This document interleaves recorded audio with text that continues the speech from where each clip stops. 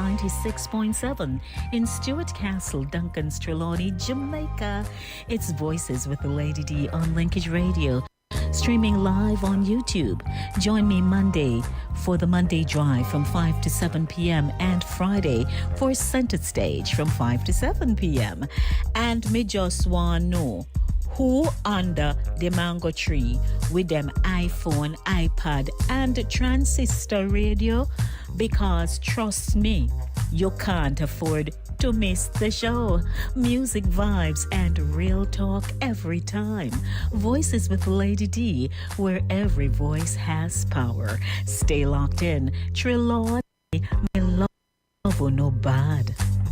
Minister Patrick Tyson and Brother Claver Schrouter, in collaboration with Sister Lemuel Hunt, presents A Taste of Heaven on Earth Part 2 on Saturday, September 13th, 2025, to be held at the Bronxwood International Church of God, located at 3232 Lurton Avenue in the Bronx. Featuring Minister Judith Gale, Minister O'Shane Mays from out of Jamaica, Minister Claver Schrouter, Minister Dwight Schrouter, Brother Tajay Nichols, aka Singer Wayne, and Sister Shakira. Tickets adults $40, children $25. Doors open at 5 p.m. Showtime 6 p.m. sharp. Your MCs for the evening will be yours truly, Minister Patrick Tyson and Lady D.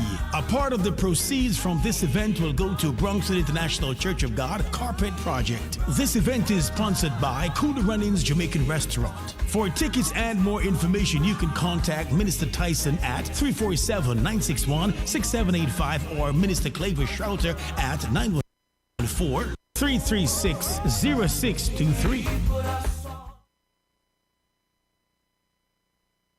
Cooler Runnings Restaurant would like to introduce you to our brand new vegetarian grill and juice bar called Cooler Runnings Vegetarian Grill, located at 1785 Nerid Avenue at the corner of Nerid and Wickham Avenues in the Bronx, across from the original Cooler Runnings Restaurant. We're open Monday to Friday, 10 a.m. to 11 p.m. and on Saturdays from 10 a.m. to 12 a.m. We specialize in the best authentic vegetarian dishes, which contain no animal byproducts. Our menu includes Ito stew, tofu, veggie chunks, and our exclusive in-house vegetarian patties. For our full menu, you can visit our website at crvgbronx.com, or you can give us a call at 929-265-3392. We are also available on Uber Eats for your convenience. Stop by, and remember, at Cooler Runnings Vegetarian Grill, customer service is our #1 priority.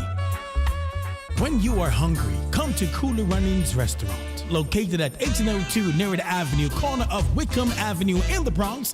We specialize in the best Jamaican and American cuisine, serving breakfast, lunch, and dinner. We are open 24 hours, 7 days a week. We offer free in-house delivery, minimum $20 purchase, and we also have Uber Eats. We do barbecue Thursdays, fish fry Fridays, and seafood Saturdays. For more information, give us a call for our address and menu, 718-324-7484. Once again, that's 718-324-7484. Cooler Runnings Restaurant, simply the best Jamaican food.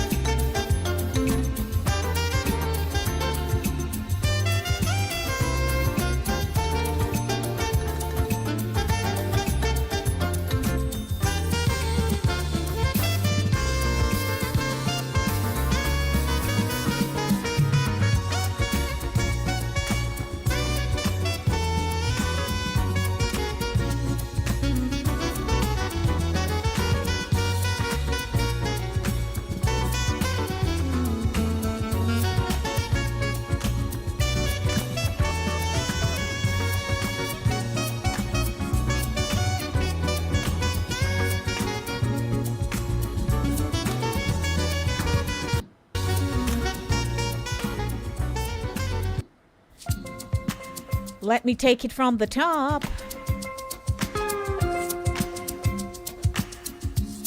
Well, hello everyone, it's Monday. I'm pinching myself because I can't believe it's Monday already. Hey, welcome. Good evening, family. We're family around here, yes we are. You tuned into the Monday Drive, keeping you in the know in the city you walk, drive, and reside. I'm your host, Lady D Denise Gomez Green, right here from 5 p.m. to 7 p.m. with Voices with Lady D, where every voice has power. Only on Linkage Radio.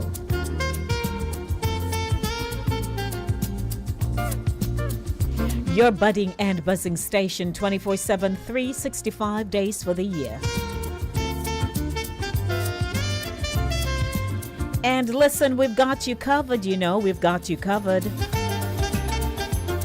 Everywhere.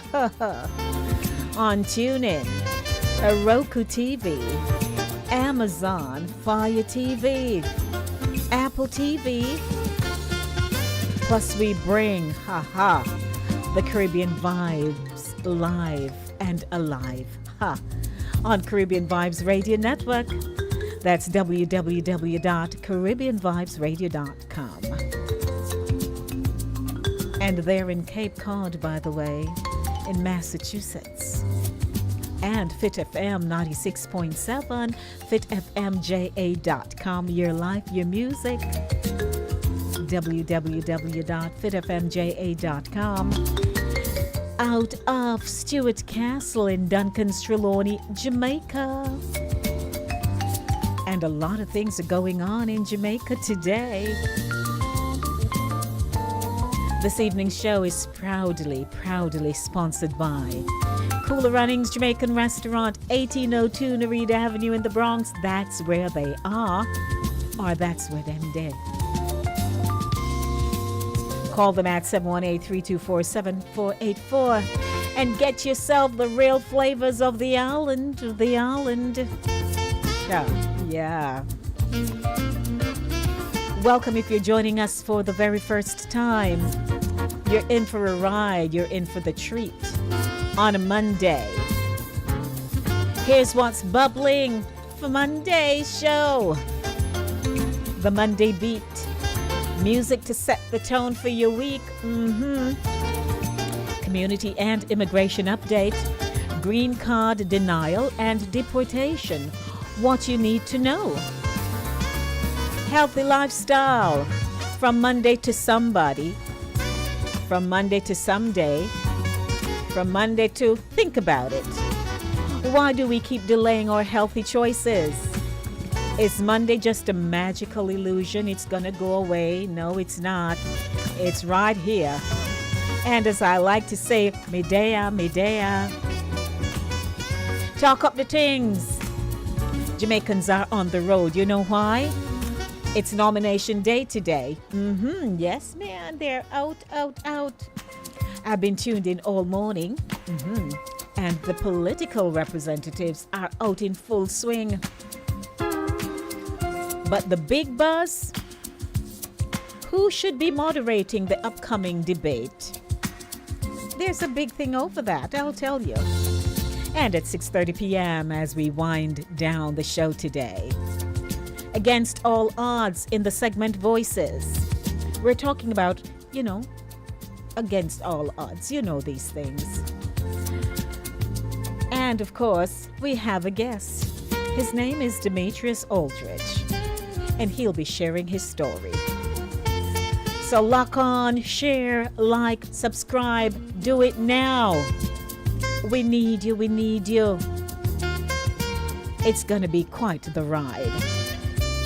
Do you know our telephone number? You don't know it? Oh, I'd love to share it with you. Oh, man. The telephone number is 914-268-6148. 914-268-6148. or Jamaican International line 876-219-3474. 876-219-3474. Welcome to the show. Can I do a little wavy thing to my audience on YouTube? You know how we do. I have to do the roll call quickly. 5:32 p.m. So King Ryan popped in first and he said, hey.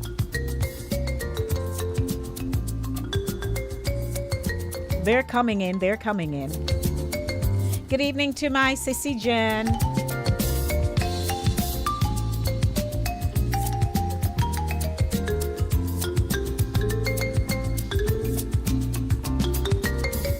Good evening, Pat J. Pat celebrated her birthday on Saturday. Yes, Pat celebrated birthday, so we're going to get into that. I'd like to say hi to everyone. Don't forget to like, share, subscribe. Do it now. Because we're getting into the Monday beat. We got to shake some Monday blues out of here with some music, man. I've been going through the archive. Ha! And I know it suits a lot of people at a particular age. So welcome. For those of you who are watching right now, I'd like you to click the thumbs up button to like the page. Please click the thumbs up button to like the page. And while you're clicking, please share. 5:34 p.m. It's called Monday, the Monday Drive. Keeping you in the know in the city you walk, drive, and reside. And once again, Medea.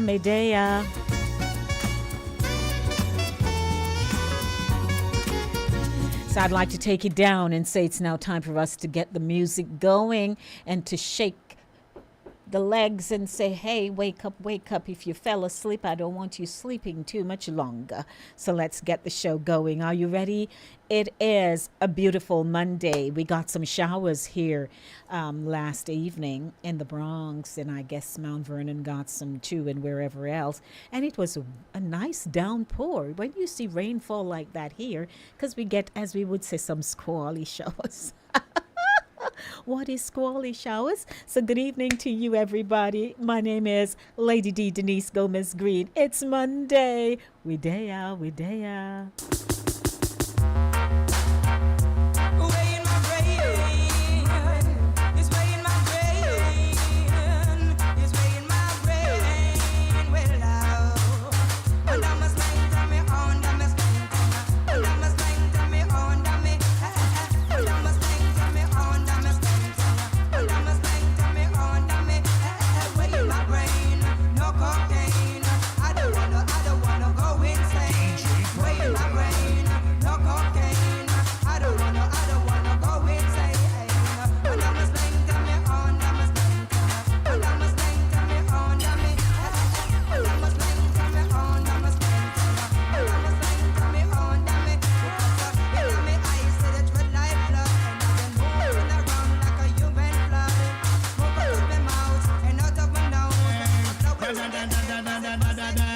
Just call the police for me. You tell them it's a case of emergency. Shaman to rubber just choke down me. Them go in on me pocket, take out me money. Them go around me neck, take with me jewelry. Then go up on me finger, take with me ring. You see, hey, you just call the police for me. The gun with them troop me with is a M3. Hey, you just call the police for me. No matter if them come from months, they already. I tell you, John, when him come and tell everybody. Me flashing me lyrics, shows a reality.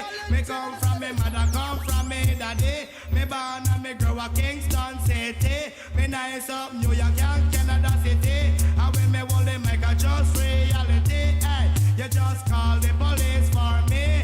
Tell them it's a case of emergency. Lord to rubber just choke down me. The gun with them shoot me with is a M3. This is a song of the old time proverbs. Yeah. This is a song of the old time proverbs. Hey, hey, oh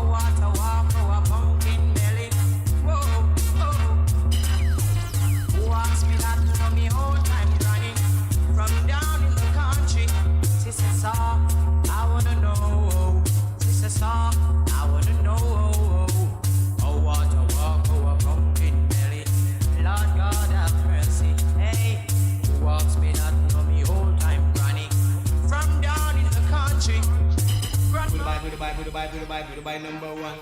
Dubai number two. DJ Dubai number three.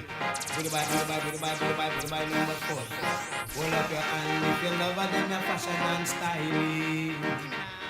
There is a posse in the corner, all of them just a ball of murder. But let me hear you say, whoa, yeah, whoa, yeah, whoa, yeah, whoa, yeah, whoa, yeah, whoa, yeah, whoa, yeah. Dubai number one. Dubai number two. Dubai number three. Dubai number four.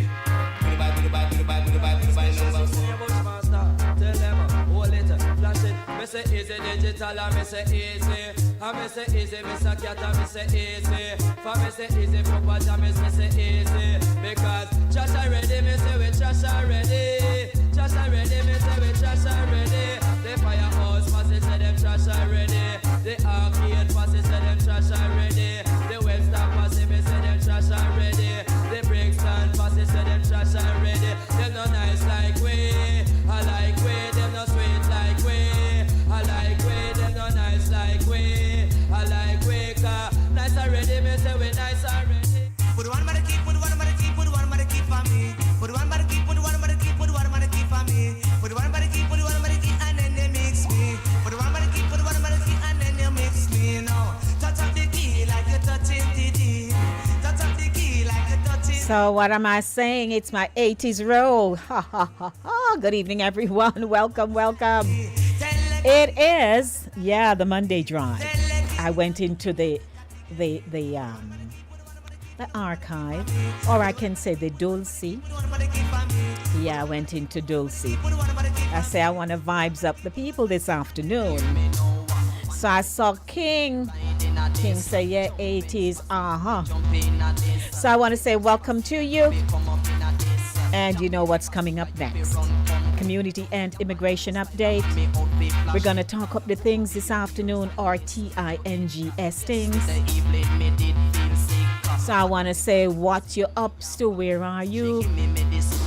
So I tell you what, hey, it's now time for me to pull down and say welcome to the show. It is a Monday, the Monday Drive, keeping you in the know in the city you walk, drive, and reside. So before I actually start off the show with the different segments that we have ready for you, I did ask those of you who are watching, please click the thumbs up button and just like the page. So I see quite a few of you are on, and I'd like to see the numbers reflected in the likes. Not to mention, if you're joining me for the very first time, I'd like you also to just say, hey, come on over and let's have fun over here on a Monday evening, because Mondays are just nice days, wouldn't you say? Right here on the Monday Drive. So as we head over to community and immigration update, providing you with all the information that you need, because if we don't get the information, we're going to be in trouble, and then we won't make an informed decision. So want to say hi, and just to say we had birthday celebrations going on. And Pat celebrated her birthday on Saturday. Yes, on Saturday. And I called her up. I said, hey, Patty, I realize it's your birthday. And she said, yes, and so on and so on. And as we would say, so forth.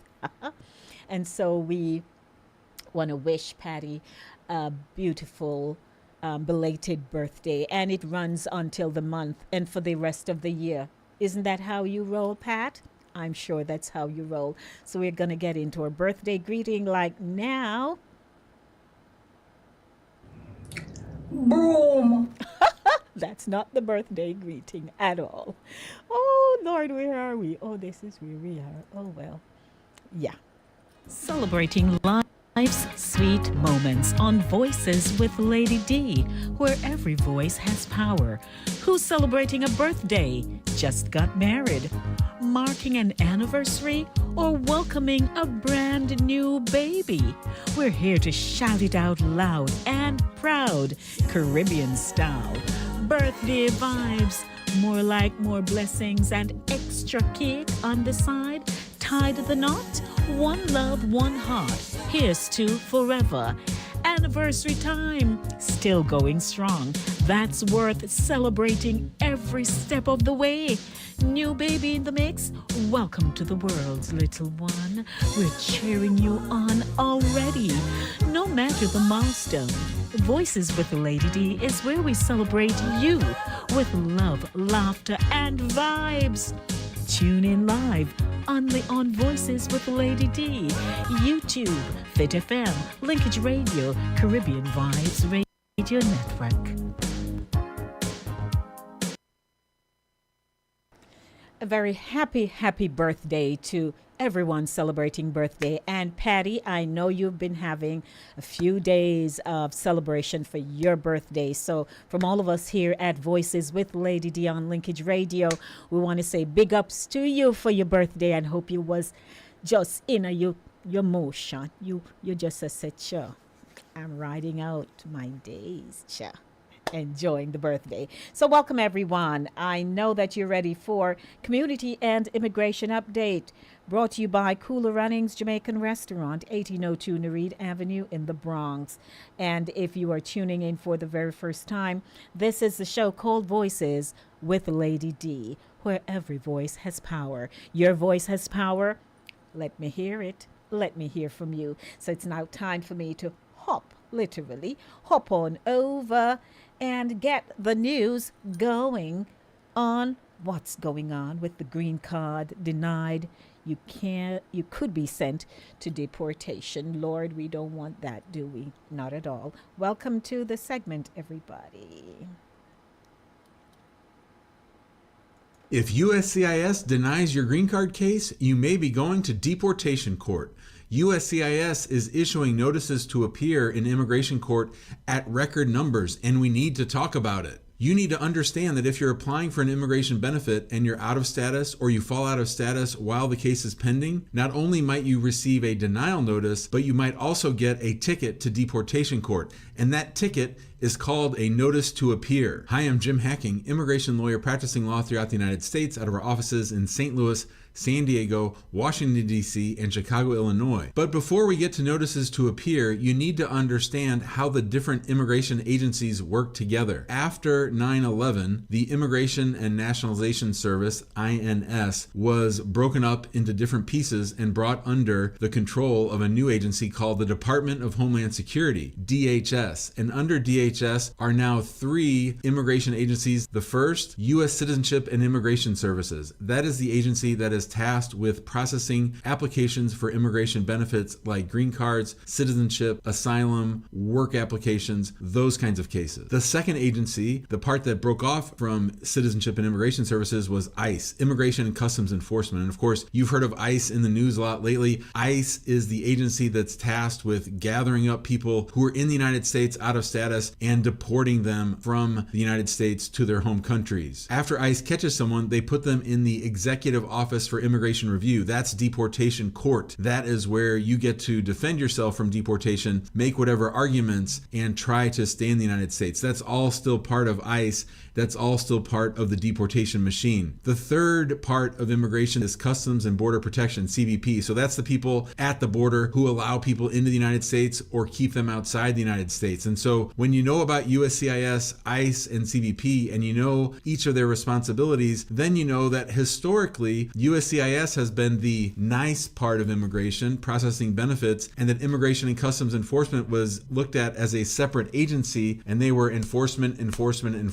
So if someone was in the United States and they wanted to apply for adjustment of status, they would apply with USCIS, and USCIS would look at that petition, see if the evidence submitted warrants a favorable discretion and the granting of the benefit. So if somebody wanted a green card and they thought they were eligible, they would apply for a green card and they would do that with USCIS. One of the great benefits of marrying a U.S. citizen is that if you are out of status, that visa overstay is forgiven. So is any unauthorized work. So this is one of the reasons why USCIS looks so closely at marriage-based green card cases, because you're taking people from being out of status for having violated civil immigration laws and giving them lawful permanent resident status, which is just one rung below citizenship, which puts them on a path towards citizenship and really cleans up a lot of their problems. So one of the reasons USCIS looks at marriages so hard is because they want to make sure that this is not just to gain an immigration benefit to get the person out of immigration trouble, but rather because the couple loves each other, wants to live with each other for the rest of their lives. So the U.S. citizen files an I-130 petition, the foreign national files an I-45. USCIS has to decide, is this a real marriage? Is it one based on love? Do we believe this relationship? And then the second inquiry is into the 485. Is this person admissible? Are there any reasons why this person is not eligible for a green card, why they should not get a green card, and why we should deny their case? And historically, when USCIS denied a green card application to someone, if that person was out of status, they never really told the immigrant time for them to depart the United States, that because they have no real other status, that the proper remedy was for them to receive a notice to appear in deportation court. But that very rarely happened. It didn't happen much under President Bush or President Obama or President Trump in his first administration, or certainly with Joe Biden. For the last 15, 20 years, there have been case after case where people apply for an immigration benefit. They may be out of status at the time they apply, or they might be out of status while the case is pending. The case is denied, and many people are surprised to learn that when those cases were denied, the beneficiary, the foreign national, did not receive a notice to appear in the vast majority of cases. USCIS simply allowed the people to stay in the United States. Maybe they appealed, maybe they applied for another immigration benefit, maybe they got divorced, married somebody else, and filed a new green card case. Those days are over. And they're over because USCIS has much more authority following a February 2025 memo that allows them and encourages them to issue notices to appear, which are that ticket to deportation court. So now that you know how the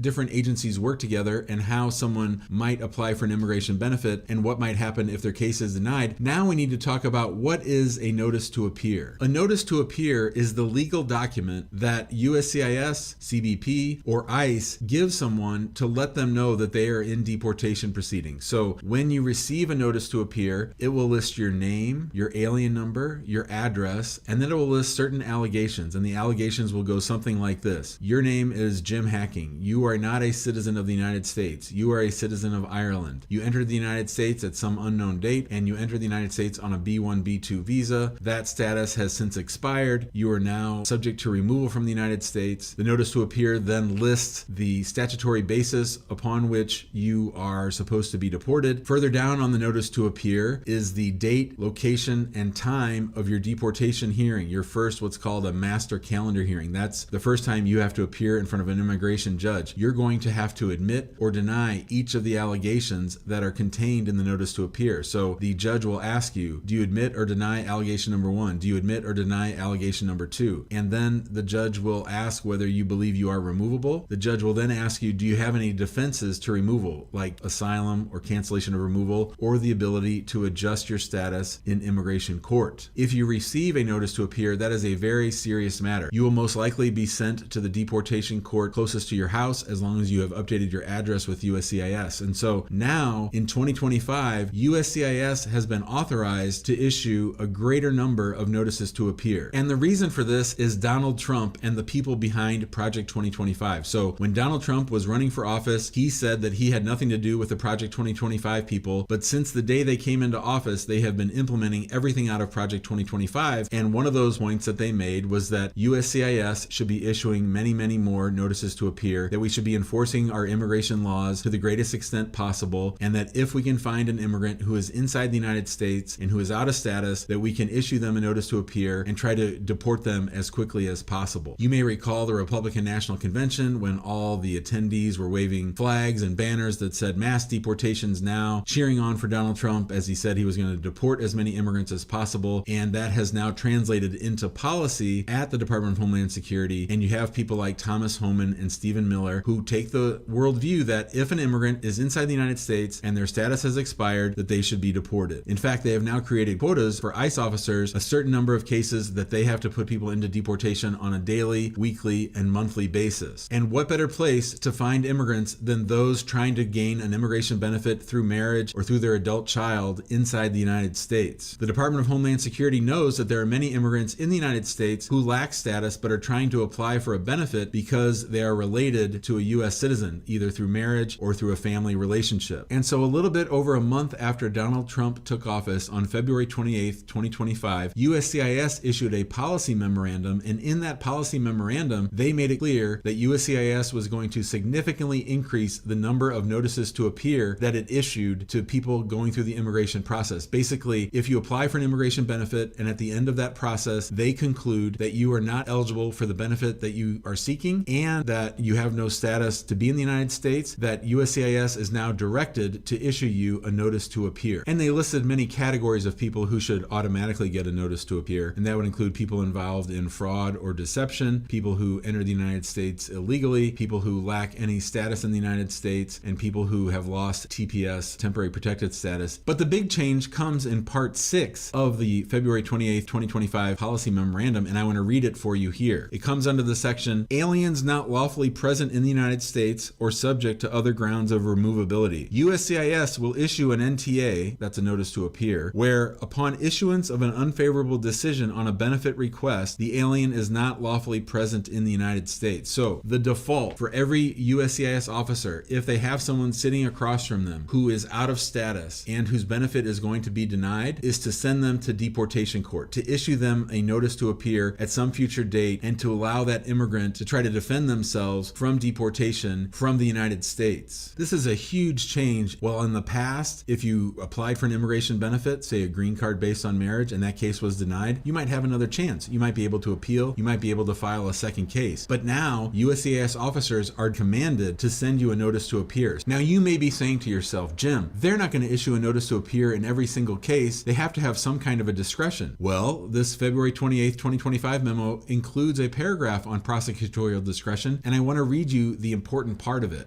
Alrighty, so we pretty much get the message here. But each week when I feature these, I just want us to be aware of what is going on.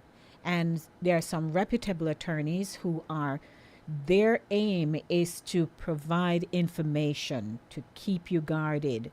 And I mean, they have to accompany their clients to court. And I'm sure it's not an easy feat at all. So welcome back. That was Community and Immigration Update right here on, what do we call the show? Voices with Lady D. Are you tuning in for the first time? I'd like to hop on over to the YouTube chat to see what's going on, if we have new viewers over there, because you can't beat new. If it's new, it's just new, and it's not going to be newer any newer. You like that.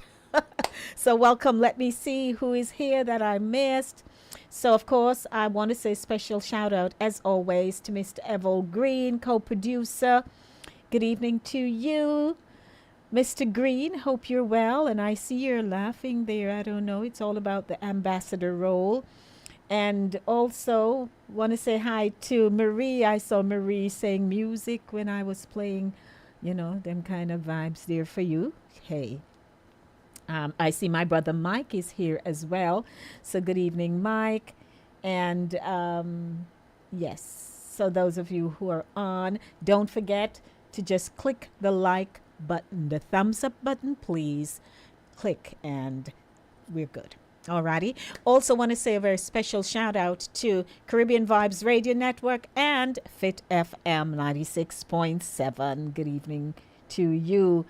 Also, we're going to have a conversation with Demetrius Aldridge at 6:30 p.m. and he's going to share his story about life. Hey, it's not easy when you get boxed down and you rise up again. So he's going to share his story with us. So I want to say hello to everyone. And, you know, just to say, keep the vibes going in the chat so I can announce to the online audience who can't see what you're writing and they're hearing. So we have to keep everybody engaged. You know what I mean? So hello, hello, hello to you. News comes up at 6 o'clock, and news with a twist, because today is nomination day in Jamaica. And this morning, as I was watching the YouTube channel, I saw the CEO, who is also a presenter on his station, Cliff Hughes, on Nationwide. And that's when I learned that there is some kind of concern about 3 members of his staff who are quite capable to act in the capacity as moderators for the upcoming debates that they will be having leading up to the September 3rd election. And I'm like, why are they fussing so much? What is the cause? Because here in this country, they tend to contract a lot of the TV anchors, personalities as we know them. A lot of them are usually the moderators, and they do quite well at it.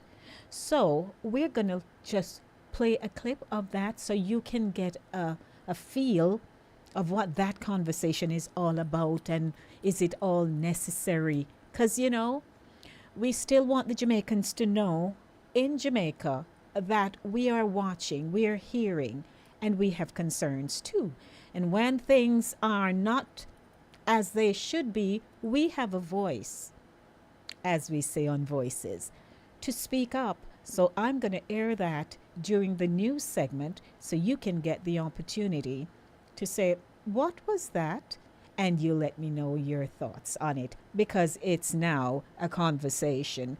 It is the big hoorah going on in Jamaica. So welcome. A minute and counting to 6 o'clock. I'm on time. I'm on target. So welcome, everyone. It's now time for me to take you to keeping you in the know with news, happenings, and facts. It's brought to you by Cooler Runnings Jamaican Restaurant, 1802 Nereid Avenue in the Bronx. Yeah.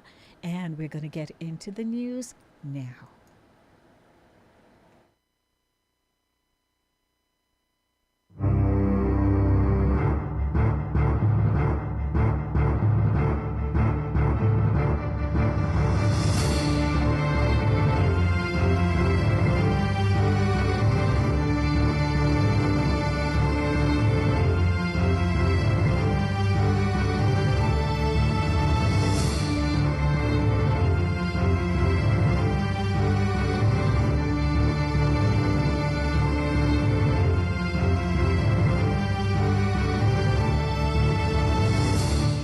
Keeping you in the know with news, happenings, and facts. Brought to you by Cooler Runnings Jamaican Restaurant, 1802 Nereid Avenue in the Bronx. So let me do the transition for you and take you over to the news, because you will find it pretty interesting. Well, I know my audience, and I know you will.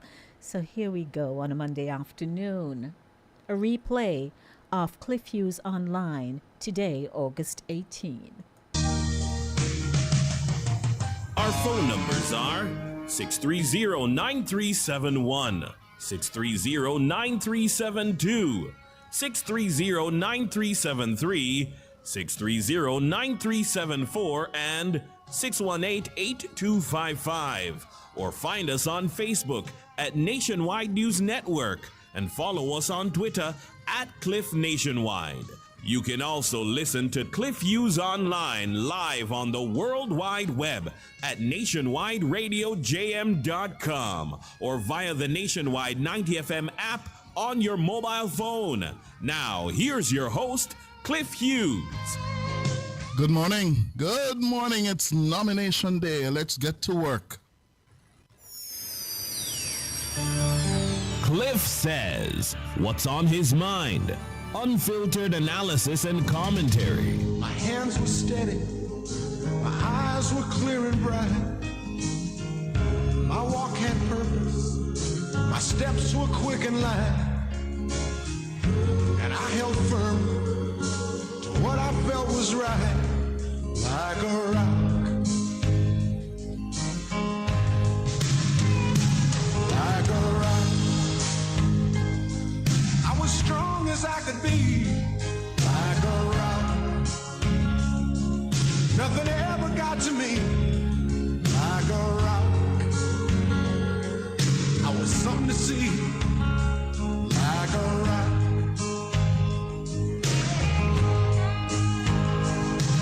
And I stood arrow straight, unencumbered by the weight of all these hustlers and their schemes. I stood proud, I stood tall, high above it all. I still believed in my dreams. Morning, morning, morning. It's nomination day today, August 18, for the country's 19th general elections since adult suffrage was granted in 1944. Election day, September 3.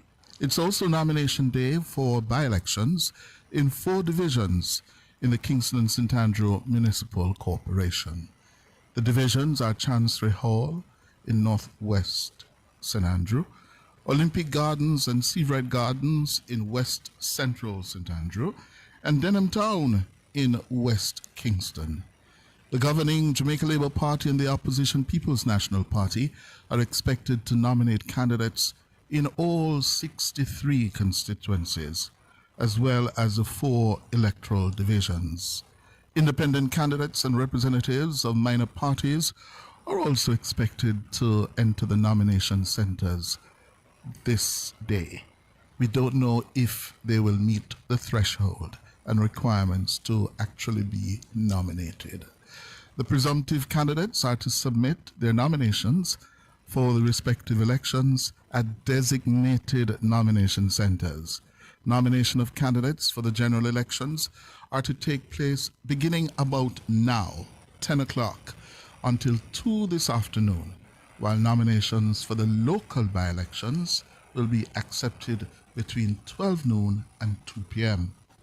If you are wishing to register as candidates for the general election, you must complete the nomination form that is signed by at least 10 electors registered to vote in the constituency, and that form must be submitted to the returning officer during the designated hours, along with a nomination fee of $15,000.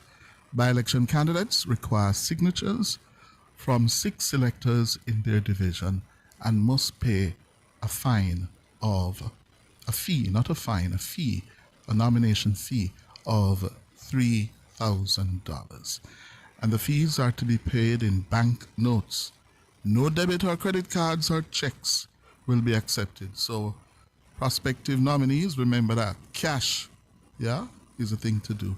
And there's a long tradition in Jamaica of nominees turning up with banknotes bearing the images of their political founders or leaders or outstanding men and women over the years. Meanwhile, the EOJ, the Electoral Office of Jamaica, says all's in place for nomination day. Here's the Director of Elections, Glasspool Brown. All our 63 nomination centers will be open tomorrow. Everything is in place for the centers to be open at from 10 a.m. to 2 p.m. for general election nominations to take place, and from 12 to 2 p.m. for by-election nominations. Glasspool Brown, he says discussions will be taking place with the police to ensure things go to plan. Well, we'll be having discussion with the police. Certainly, any security matter, it would be the remit of the police to so deal with. We have been that discussion, and there's nothing so far that indicates that we should be overly concerned. So we hope and we anticipate that we will have a good and peaceful day. That's the Director of Elections, Glasspool Brown. And the police say they will be out in their numbers to maintain law and order throughout the country today, and in particular at the nomination centers. Yes? Now, we're going to be having our reporters, correspondents giving us all the happenings at the nomination centers from now until 2 this afternoon. We are extending Cliff Hughes online for an hour today to cover the nomination proceedings. We will be hopping across the island and the 63 constituencies, or most of them, yes, to cover what's happening on the road. All right, so you stay here and you will be informed. If you are anywhere and you see any untoward incident, please let us know. All right? Now, election-related matter. The first debate for the 2025 general election is set for this Saturday, August 23. That's the word from the Jamaica Debates Commission. The JDC says the first debate will focus on social issues. The second, which will be held on Tuesday, August 26, will focus on the economy. The first and second debates will feature 3-person teams from the JLP and the PNP. The final debate for August 28 will be a leadership showdown between the Prime Minister and the opposition leader. All 3 debates, yes, each of them will last for 90 minutes. All right? Meanwhile, the PNP and the JLP, there's a raging controversy dispute now over the blacklisting of journalists from Nationwide by, no surprise, the PNP. Yes, they have blacklisted our journalists. They say they will not accept any journalist from Nationwide. And in the case of one of the moderators proposed by the Debates Commission, or Deputy Executive Editor, George Davis, the PNP over the weekend said, if George is a moderator, they will not show. It's a deal breaker. We don't know if that continues because they had not put that in writing up to, I gather, early this morning. But here's Tonna Thomas' report on that. The PNP have told the Jamaica Debates Commission they will not participate in the debates if any journalist from NNN is listed among those asking questions of debaters across the 3 debates. The PNP said NNN reporters Ricardo Brooks and Tonna Thomas were unwelcome additions to the slate of questioners in the debates. The party went further. It told the commission that the presence of George Davis is a deal breaker, noting that any debate that Davis is a part of in any capacity will be boycotted by the PNP. The PNP has also trained its fire on RJR host Emily Shields. Shields is not understood to be part of the lineup of questioners and moderators. But the PNP says, given her past association with NNN, it would boycott any debate she's a part of. This position appears to underline how vehemently the PNP is opposed to anyone with any affiliation to NNN participating in the debates. It's understood the JLP went into last Friday's meeting with the Debates Commission with no block list.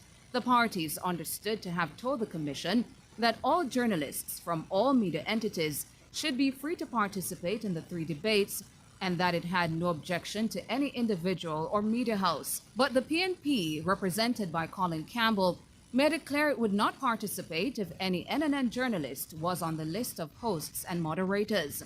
That's when the JLP reportedly hit back, saying that given the PNP's objections, it would then have to object to certain individuals being present.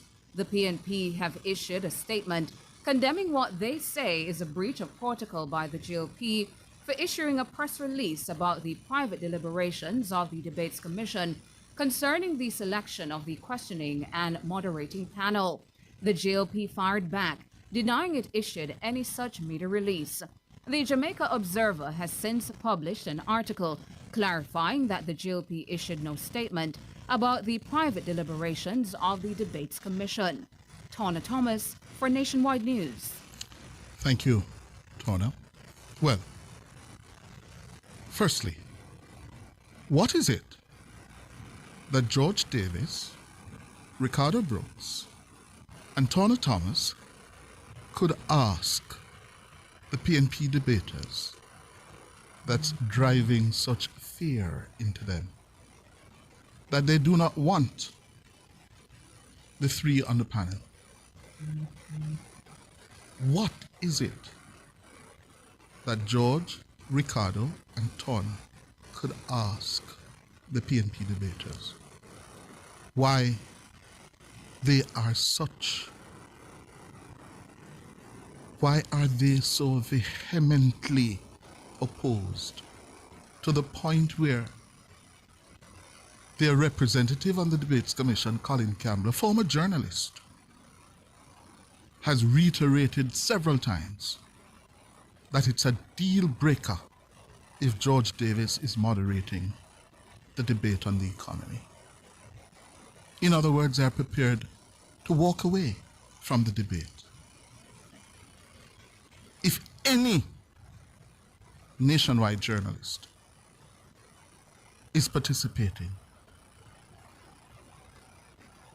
what power do we have that they are so afraid of us? What?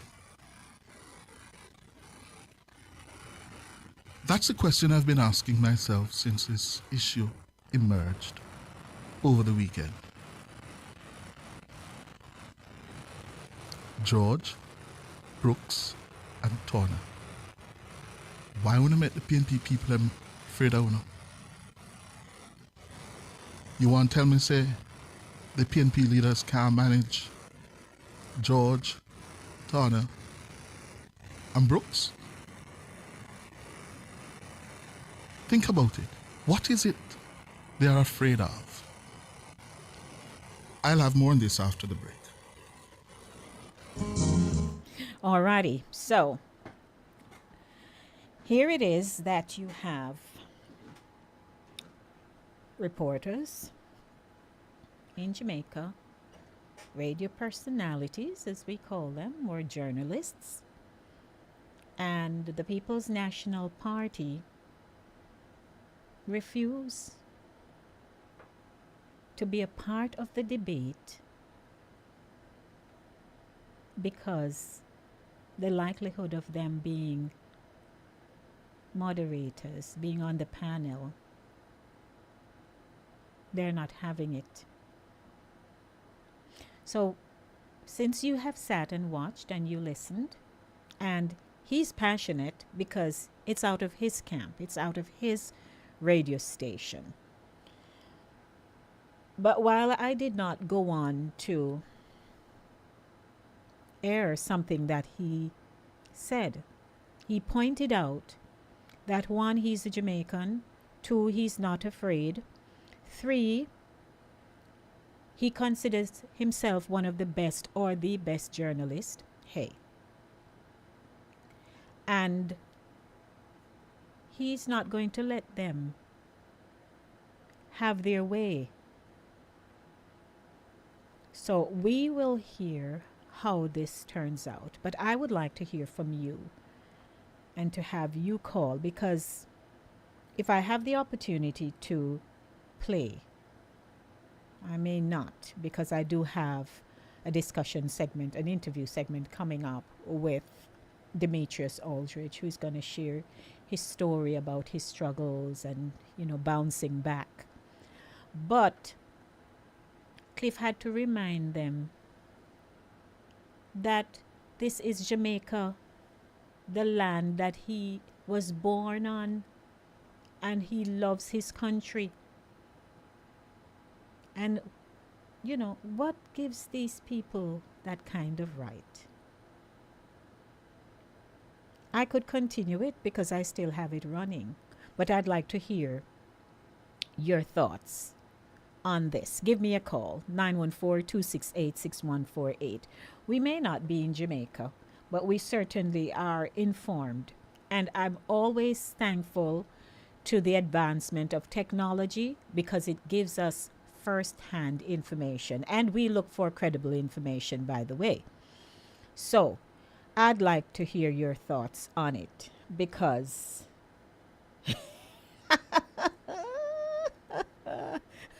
Ryan. I see a Ryan saying, damn better light candle, sing Sankey and find with them way back home. Oh Lord. But truthfully, if you'd like to call and, share your views on what you just heard, I'm here for it in the long haul for you, because he had shared something afterwards which I thought was, something that he needed to say. St. Edward Siaga took place.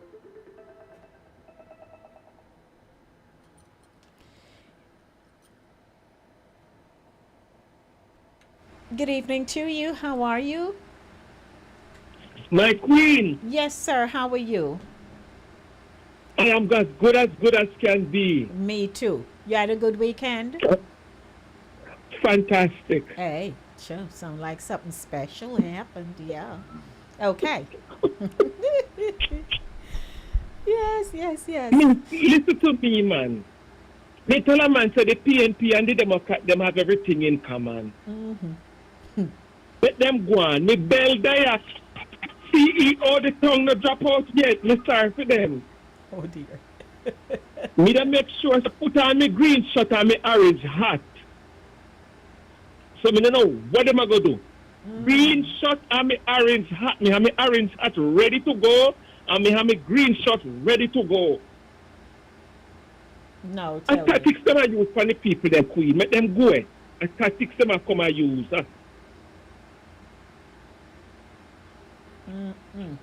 So, quite possibly, there's always history behind things. And we know that, we go through media bias from time to time. And, I know we go through media bias and, unfair targeting and all of those things. But the same thing them did have the same thing. But, the PNP have always not favored Nationwide because they think that they're a biased station. And they argue that the station has promoted misleading commentary and personal attacks on the PNP leaders, contributing to toxic political discourse. Yeah, and so I'm reading. But see, here are the parts where they have understand. Okay, we have been biased with you. Now we're giving you an opportunity to come forward. Center stage. This go unscripted. We just a broadcast to everybody see. So come now, make we talk up the things then. So just have to show up and show out. These are things that them did bias all this time. They might give you an opportunity to be front and center stage. They give them a platform to come voice on dismay and all the injustice what we do to you. We are given a platform to come voice it to the people. And so, So all they got to do is use the platform. But that's what it is. Well, that's what I'm saying. Is all about. That's what it is about. So even if you have grouse against the station and they have representatives, come and talk about, and so you see how we can get personal in all of it. Come to the debate. The debate is for you, not anything to do with the three individuals. It's for the nation at large. So it's the onus is on you to put yourself in the podium and talk about what you're going to do and what the other side have not done. Absolutely. Me they talk behind your back, everything went all right. Now you're getting an opportunity to come talk up the things them. What me say we're not right? What me say we're right? What me say we're wrong? Come, step up. Yeah, I feel that I know so then me say one empty casket there. So when they drop, then just put them in and carry them, go bury them. I should have. Oh Lord. But yeah, I think they need to set aside whatever personal biases there are, because clearly there is a history there. So they need to say, all right, this is politics. Let's keep moving. We have an election to win if they want to win. Exactly. Because if then it what them should continues, have did, they write their script. They should have did, they write their script and their speech. yeah, I just thought I would share it because no matter what, people are going to have different forms of encounter. You and somebody going to have a kickoff over an opposing party, an opinion for some reason. Even if it gets heated and there was maybe is almost a physical altercation, but you have to put that aside and be professional, act in your professional capacity if you want your party to become the next ruling administration. Queen, I just thought about the altercation. At times Jamaica come out of that. At times Jamaica come out of the physical altercation will next somebody over the stupidness of the party. And the worst part about it, the people and where they go fight for these people. When them get into power, and them living at the worst house in the neighborhood, and at them hungry the most. Yeah. And at them go to the fight for people and want to kill people for these people. At times Jamaica move out of that ignorance for them. But here the thing now. So today, evening, all of it, I wanted to find that segment of the, I'm sorry. I laugh. I don't know how I never fall out of my chair today. Because again, it shows you that, in our country, there are different classes of people, right? So we have upper class, middle class, and then you have the poor. So as they're going around this morning and they're talking to people and saying, hey, why you want to vote for so and so on? And so they're talking to this man, and the announcer is saying to him, so, why are you not voting for X? And he's saying, she not do nothing for we. So she said, okay, so when you mean she don't do nothing for you, what you mean?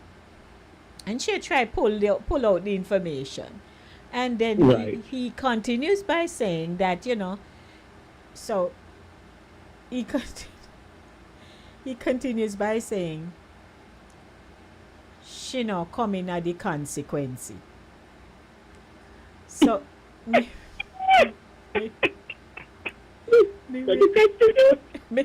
realize that he meant. And that's what he knows. Him say she not coming at consequence. And so, the poor reporter, me sure said she had to hold a straight face. We couldn't see her. We're seeing, the man she's talking to. But, hey, me had to laugh and say, here we go now, Lord. Because it just goes to show. So you remember we were talking this past Thursday that people who are grappling about what is not happening in their community. So one of them says that his member of parliament is sending him to school. Pay him school fee. So he holds allegiance to that particular person. So if you are in a constituency and you're not getting nothing from nobody, road, water, light, etc., all the amenities that you need to function adequately as a human being, you feel that the government not doing one thing. Exactly. While they may be doing other things. Right? Yeah, people take it personal. So long as they come fix me driveway, and so long as they come fix the road that lead to me house, them good. Then I pick up fix one of my corner. So long as they fix one of my part, me good. So long as me have running water, me no care if Matty have to go down a river bottom or standpipe. People don't understand. Sometimes me don't know. That's why me always tell people, say politician and pastor have a heavy load to carry. Because people show up. They show up with light bill. They show up with school fee. They show up with book list. They show up with prescription. They show up with everything. Mm-hmm. And then I said to myself, say, I wonder how much them a politician that they get to them pay, cause if they start giving the money, if we do the work, not only them pay, they ain't gonna let them because they pay too. So if you get a couple million to fix road, and everybody in the constituency want their school fee pay and then book list and everything and then data bill pay. They not gonna have no money left to fix the road. So the people need to make up their mind, what is it that you don't want most? Mm-hmm. Oh, well. So, you know, there again, everybody in Jamaica has history. There's somebody who have something with somebody else. And as they say, if the Toria come to bump, but my thing is, if people work for you and they do an exceptional job, no matter what, you can't use that thing. Me, look, I was a PNP person when I was down in Jamaica, and I voted for PJ. And I tell a man, say, when you look on this television now or YouTube and whatsoever there, easier to look on, and you see this situation of the country, me want to ask people, say, take back every investment, everything, clean back, brought down every building, and brought it right back down and let us reverse the country right back. And then hand it back to PNP and ask them to build it from this up. Would they want that? Well, make people don't start the nonsense. I think, you know, we PNP need to understand that if it not broke, we not fix it. And what they want, it a want. And me nah swap black dog for monkey. Me nah swap black dog for monkey. The reigning man a do a good job. Make him continue. We cross every bridge when people need to understand that. Jamaica people need to understand, say, we cross flat bridge when we get there. There is no other time you can cross it until you get there. So when am I going to come with after how much in term this man they go do? Then why could they do so wrong? If all this man you do, and bring the country to one country and wheeling all the investor them. Whether everybody nobody is about China one country. You have an opportunity to own it, you know, step up to the plate, you want class and boot, sign, you want come in, come invest. Make them come in, come invest. And the same thing, everybody want to knock your rich man, so rich people not pay taxes. But the only rich people that build hotel and employ people. So you can't have it both ways. Is it you want the rich man to invest or you want him to pay taxes? Which one you want him to do? Because he's willing to do one. Right. And as we tell them my job, we need to stop not the rich people because tomorrow morning in lock down everything, fully plug, take your money to Swiss bank and go funny yacht and go high sea and all of it turn back your dead hungry eat with one another. Well, guess what, King? Guess what, King? We're going to wrap up because I have a young man who should be calling in. But no time, no day. Right. All right. All right. Still have me girl. You still what? Me still have me girl. Oh, all right. Go on. Yes, I'm the queen. Yes, bye. All righty.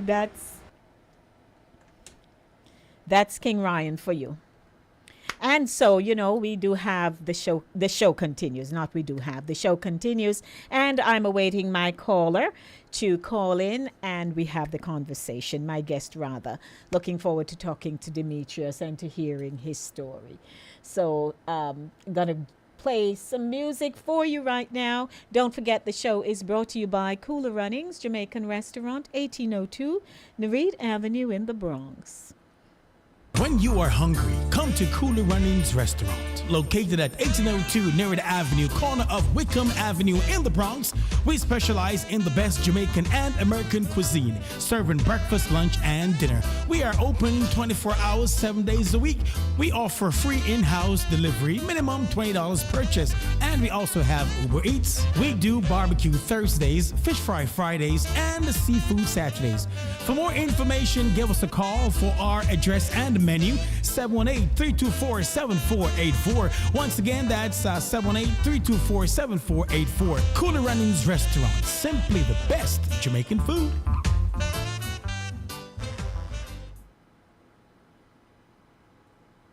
Minister Patrick Tyson and Brother Claver Shrouter, in collaboration with Sister Lemuel Hunt, presents A Taste of Heaven on Earth Part 2 on Saturday, September 13th, 2025, to be held at the Bronxwood International Church of God, located at 3232 Lurton Avenue in the Bronx. Featuring Minister Judith Gale, Minister O'Shane Mays from out of Jamaica, Minister Claver Shrouter, Minister Dwight Shrouter, Brother Tajay Nichols, aka Singer Wayne, and Sister Shakira. Tickets adults $40, children $25. Doors open at 5 p.m. Showtime 6 p.m. sharp. Your MCs for the evening will be yours truly, Minister Patrick Tyson and Lady D.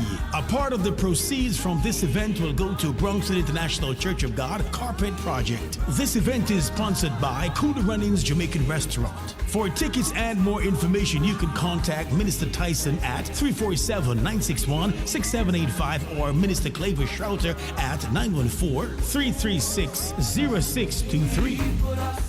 Welcome back. It is the Monday Drive, keeping you in the know in the city. You walk, drive, and reside. I'm your host, Lady D, Denise Gomez Green.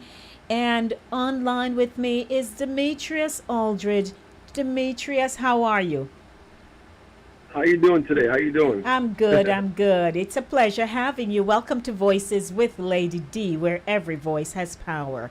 And this afternoon, your voice has power, I'm sure. Yes, I want to say thanks to my husband, Evel Green, for, making the connection so I can have you with me this evening to talk about, the challenges you've experienced, because we know that to overcome is not a snap your finger 1 2 3 kind of thing. And I read your post, and we said, oh, this would be a good thing to have a conversation with you. So I welcome you formally. Is there anyone who you'd like to say hello to?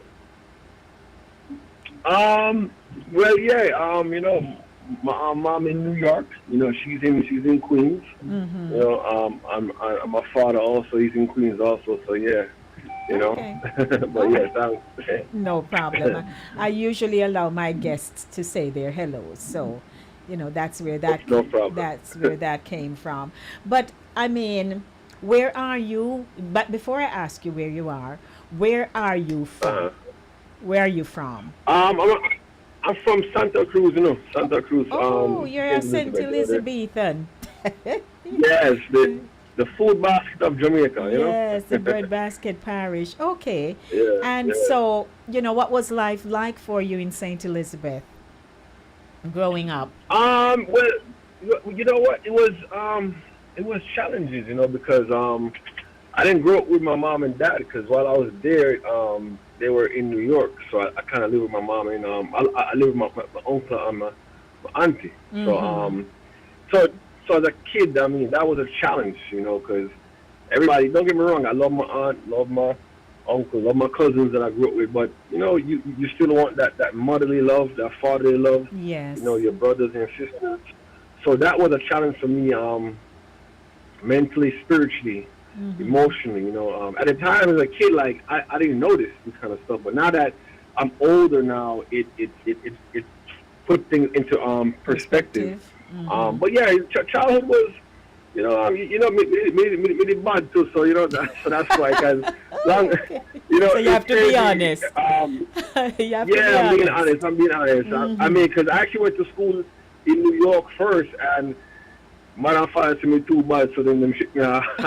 They said you're back. Jamaica, Oh, yeah, Lord. yeah. So what age So, you yeah. came here? What age you came to the U.S.? Well, okay. So I went to Jamaica. I went to Santa Cruz College. I took common entrance in '95. Okay. Went to Monroe College. Mm-hmm. Did 5 years there. Take CXC and all them something there. Right. And then I came back to New York permanently in 2000. Okay. Mm-hmm. Oh, So yeah. you've been here ever Yeah. since. Yeah, so came back here 2000. I did 2 years yeah, in high school in New York, and then Mm-hmm. that's when I decided to join the military. You know. Okay, so you're a military guy. Yeah. All right. Yes, ma'am. And I'm a Marine Corps veteran. oh, hello. Well, so now we can talk up the things. I'm just teasing you. So congratulations. Congratulations. So Thank you. now, you want to talk about, survival and that kind of thing. So share with us, in a nutshell, because we only have, a few minutes, but we really want to get to know 2 minutes. who you are and what were the challenges you faced. Okay. Well, a lot of challenges. You know, like I said, as a kid, like trying to separate. You know, like at the time as a kid, you really don't understand it. You know, but now that I'm older, it kind of makes sense. You know, the challenges, just everyday survival. You know, like, and especially me as a veteran. You know, they say 22 veterans commit suicide every day. Mm-hmm. So, as a veteran, I'm going to be honest, I have PTSD, I have depression, anxiety, all that stuff. Oh. So, like, dealing with that stuff on a daily basis, and I have friends that, that have committed suicide, Mm-hmm. So it's a challenge on every day, I mean. So if what? you're not, How? What are your coping mechanisms for that? What do they recommend Well, for you? Well. The doctor them recommend medicine, but God am my medicine, so I don't need no medicine because once you get put on those kind of medications, it's very hard to get off. So I try to stay away from those stuff. But for me, it's just staying firm in God. I say my prayers every day. I say my affirmations every day. I am great. I am, just everything like that. Working out, I work out like 5-6 days a week, Oh, so that helps for me too. Okay. Yeah, Mm-hmm. yeah, and traveling. And I love to travel. Like traveling for me is like it's very therapeutic. So those are my coping mechanisms. Right. So let's talk about, because I'm reading your story here that you posted, and so let's talk about the Section 8. Okay. What was that like? Well, well, Section 8, I mean, in terms of that, I'm pretty sure, like, many people that come from a family of immigrants, we don't have a white picket fence, so Right. to start from Gotha, like my mom, she grew up in Maypen, Clarendon, Okay. and I remember as a kid, we used to always go to my grandma's house, and I used to hate it because there was no running water, no light, Oh, pit dear. toilets. Oh, Lord. Yeah, man. So,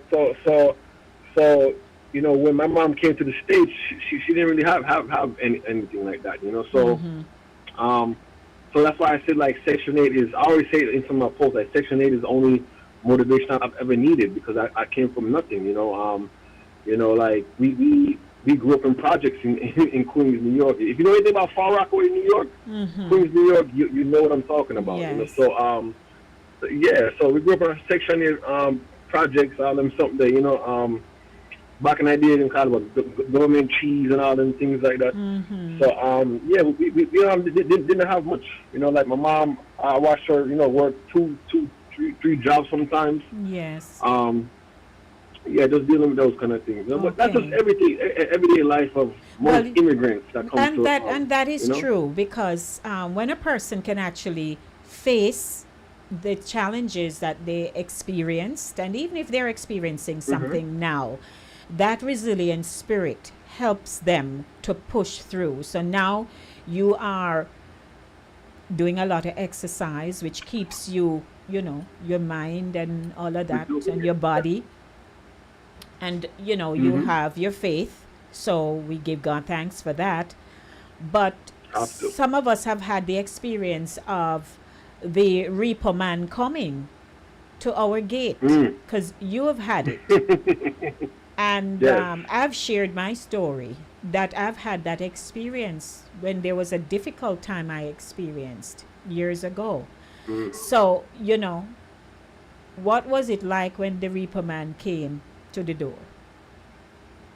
Um, to be honest, it was a surprise, because I remember I was just eating dinner with my wife and my son at the time. I have two kids, but my daughter wasn't born, so my son and I heard a knock on the door. And I said, "Who's a knock on the door so late at night time?" And I opened the door, and the guy was like, "Hey, how you, Mr. Demetrius? I'm here to repossess your car." I said, "What?" No. So it's demoralizing, especially as a man, because as a man, you are the breadwinner. You're the leader of the house. Like I always tell my son that if anything happens, yes, your mom, she helps me out and everything like that, but in any aspect, it's always the man. They're gonna look at the man. What are you doing? What have you done? What haven't you done? So it was very demoralizing, very stressful, because at the time they had put like a lien on that, and I tried to get like a couple loans, got denied. Yeah. So then this is all facts, Right, not made up. No man, I took something, man. I went to Navy Federal, Marine Federal, Bank of America. Nobody gave me a loan. Fortunately, I got I think the place was called Pioneer Lending or something like that. They gave me a loan to get the car back. However, it was a ridiculous interest rate they gave me. So wow. So that's how I got it back, but I had to pay like a ridiculous interest rate. But during that time, because as growing up as a kid, my mom would always tell me save money, but she never really taught me the steps, the real meaning of money, like how to invest. The principles, even though me take POB in a Jamaica and POA, right. principal accounting, yes, them something there. Principles of business. Yeah, man, yeah. The thing, man. So but I didn't know the ins and outs of money. Like I didn't understand money. I didn't understand credit until in my 30s, like early 30s, mid 30s. Like I understand really how credit works. So those are the things that I try to implement in my kids now. So that they don't make those mistakes that I made. Yes. And I'm just going through very briefly, but ladies and gentlemen, we are speaking with Demetrius Aldridge, and he's just sharing his story. He's a Navy veteran, so we are thankful for his service. But everybody has a story to share, and sometimes people see people, Demetrius, and things look like it are gone, but they would know that, call it story, call it testimony. We have something to share. And we're going to wrap up soon, because against all odds, you're just here to say to other people that, I have gone through and I have my story, and you can go through as well. So I know you have that to share with them. But finally, as we're wrapping up on this aspect of our conversation, you lost your brother, your little brother, Javon. What happened with that? Long story short, he died from a DVT, which is a deep vein thrombosis, by pretty much it's a blood clot. He died from a blood clot. What happened? What I think happened was, because my brother and me were like day and night. I grew up in Jamaica. I went to church every day. Not every day, but with my aunt and uncle, they were very religious. So I went to church. However, my little brother, he grew up in New York. Okay. So I was bad, but it is bad. Bad. Like he was, so he made bad. Yeah. So, he got shot, on 2 different occasions, and I think what happened was the blood clot formed in his leg and traveled up to his lungs. And that's what then killed him. Okay. Yeah. So and that happened 2 years ago. You know? 2 years ago. And yeah, yeah. So yeah. And just dealing with that every day is also, a challenge in itself. So tell me, what are you doing now? What is life like now for you?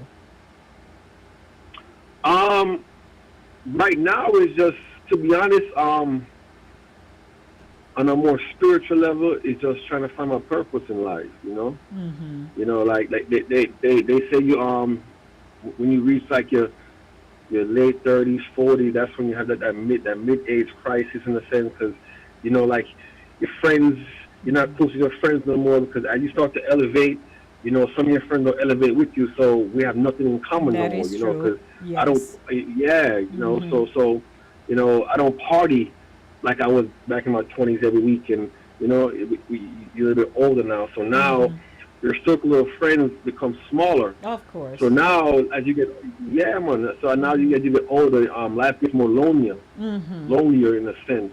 Yes. So right now, just trying to find my purpose. Okay. Whatever God has for me.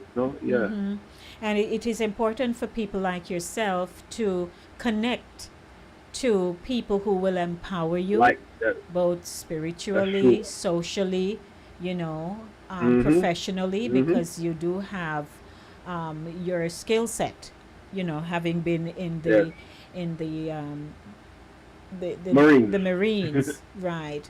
So I know that our challenges can either make us or break us, but at this point, I believe you're on a good path, and I want you to say a few encouraging words to our audience. You never know who is listening and what they are going through. I would just say just put your faith in God. Like the Bible say, don't lean on your own understanding. Just put your faith in God, and He will lead the way. And it's just like with every trial and tribulation that people go through. God is gonna put you in situations where you're gonna question things, and they question God, like, why is this happening to me?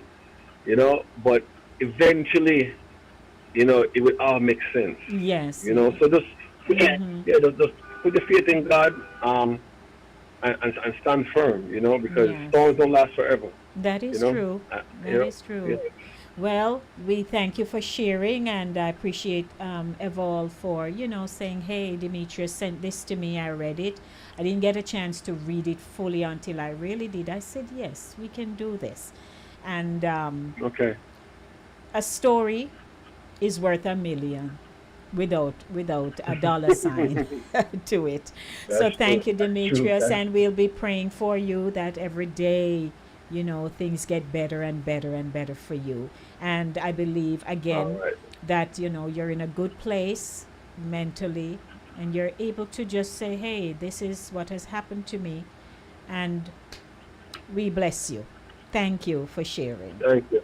All righty. Thank you so much. Take it easy. All right. All righty. Bye. All right. Have a wonderful day. Same all right. to you. Bye-bye.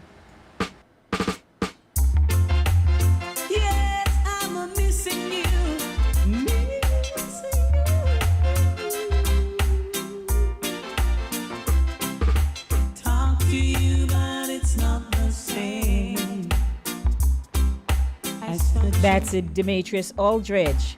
Everybody have a story. I have mine. And every time you whisper, you have a story. I wanna run to you.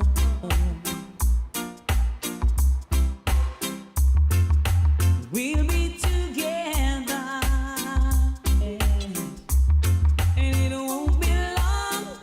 It won't be long, but it seems like forever. Yeah. And it's hard on my own, baby, 'cause I'm missing you now. And I'm telling you, you see, it's important. Sometimes we don't want to share our story because we think, oh, it either going to sound bad or make me look a certain way. But we were in church yesterday. And, you know, our leadership, they have relationships with a few African pastors. But yesterday, I tell you, is all that I can do.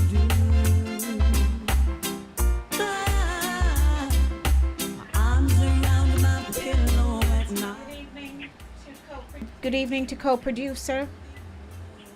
Good evening, Lady D. Yes, How are you co-producer. It's a fantastic day. How are you? Greetings to the guests. Good evening, everybody. I just want to call in and say thanks, publicly to Demetrius for being on the show. Mm-hmm. I met him some time ago, pretty casually, in North Carolina. Okay. And he does well. He won't mind me saying this. He's a pretty funny guy, pretty, casual about his thing sometimes. And doesn't appear to be as deep as I would call it, as he is. Mm-hmm. But he's a really intellectual guy. And, I tease him sometimes that he needs to be a deacon in the church because he's inspiring. So I just want to, say that. Yes, thank you. Yes. What he has shared is beneficial to so many people who, like himself, have been there and who might be going around just looking very happy and as if, no real major problem, but deep within, stuff going on.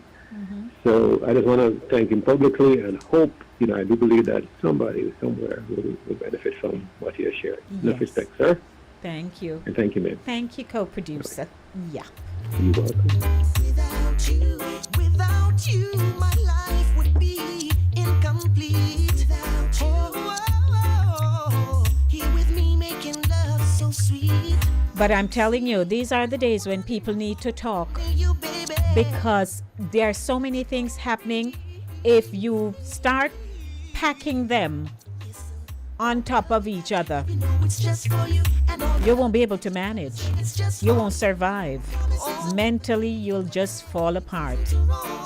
But yesterday in church, I tell you, Pastor Appiah, he's from Ghana. And so he shared his story. He took his text from Hebrews chapter 13, I think it was. But he shared his story, his testimony, that at one point, his father was actually training him to be like a wizard, a obia man, because his father was that. So he was grooming him to become his successor. And it so happened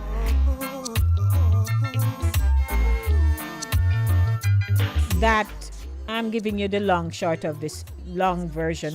version of this story. And something happened and something happened to him and his father do all kind of hocus pocus, and he wasn't healed. So the father, out of pride and shame, chose to lock his son into a room for 6 months. So Pastor Appiah himself was locked in the room for 6 months. He did everything in that room. Eat, sleep, pee, everything. You can fill in the blank. And of course, nobody know. But as we say God would have it, there was a church that came and they were having a crusade. This is in Ghana. And his little sister, also when he needs attention, he said he would knock on the door and his little sister would come and whatever he needs, she push it through the door and give him. Young boy. But that particular evening, the sister heard that the church was there and she had gone and seeing all what was going on. So she came by the door, she knocked it. Clearly the dad wasn't home. And she knocked the door and said that there's a crusade going on because by then he needed help. And she sneaked him out and took him to this service. And he was healed, he was well. And to this day, he's declaring Christ. He has nothing else to give you, but he can give you. Share the good news of Christ. And so the Father. Oh, yes, it was mental illness. Thank you, co-producer. And I mean to say his mind was well again and he was fine. And so the Father don't know what to do with himself now. Because how am I going to tell his counterparts that his son got healed through the blood of Jesus Christ? How you going to tell them that? So people go through things in life. You and I in our little cubby hole feeling all like, oh, I have nothing to eat this evening. And you might have 2 crackers and something. And somebody else, when they look, there's nothing. So I've always said, hey, you don't know where some of us have been. So against all odds, we can overcome. But your mind has to be renewed. You have to have your minds renewed, man. So we're wrapping up the show now. I hope you had a good evening with me. I did. We touch a little of this mix up over here. We talk about positive things over there. I'm dropping some 80s tune for you. Hey, I'm all things to all people. Just as a little baby needs his mother. Just as the breast. That's right, King. Come see a man.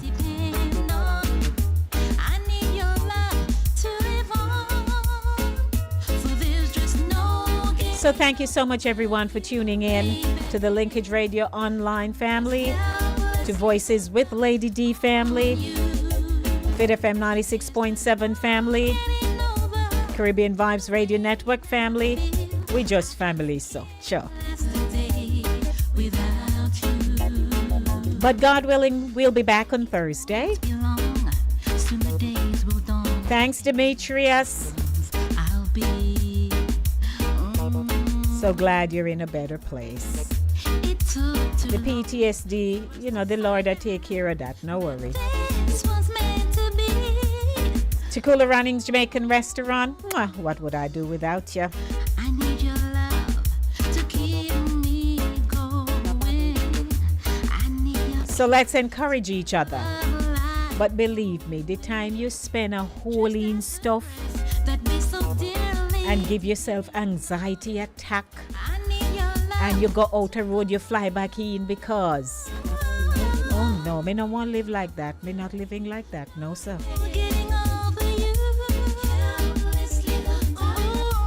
Blessings, everybody.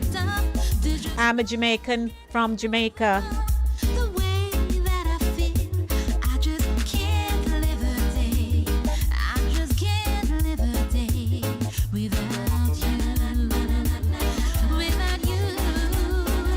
Pastor Isaacs comes up next. Enjoy your weekend. Do you know where your children are? May I come go up, go on up, go along up, go down, so go round, so go on in, go down, go on round, go up. Love, love to everybody. I love code switching, don't you? We can just speechify up ourselves and then we can say go on up, go along up. Need I say anymore? Have a good Monday evening. And if you're gonna reheat from yesterday, make sure it'll go taste nicer, like some nice stewed chicken or fricassee. Blessings, everybody. I'm out. I'll be on my way if you don't stay. Oh, baby, I want you to stay. If you don't stay, I'm leaving. Oh, baby, I'm leaving on that midnight train. When you are hungry, come to Cooler Runnings Restaurant. Located at 1802 Nereida Avenue, corner of Wickham Avenue in the Bronx, we specialize in the best Jamaican and American cuisine, serving breakfast, lunch, and dinner. We are open 24 hours, 7 days a week.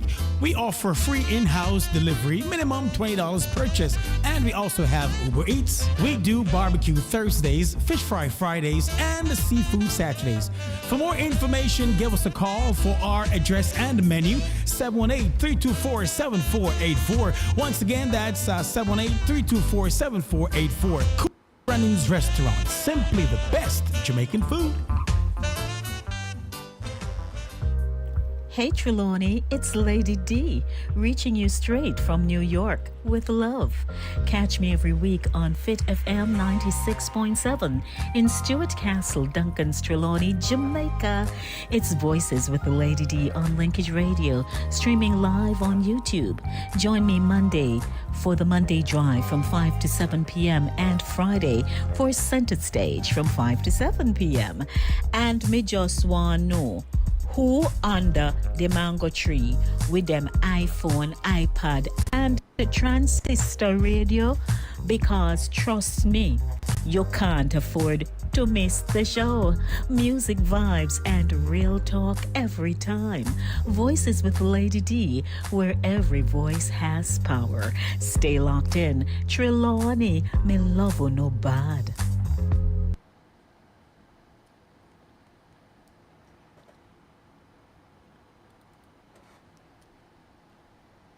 Comes to Miami.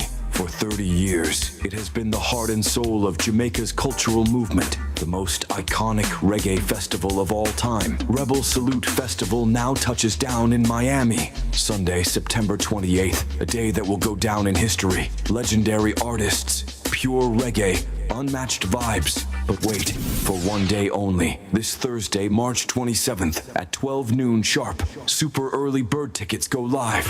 One chance, one day, lowest price. Don't miss out. Tell a friend, link your crew.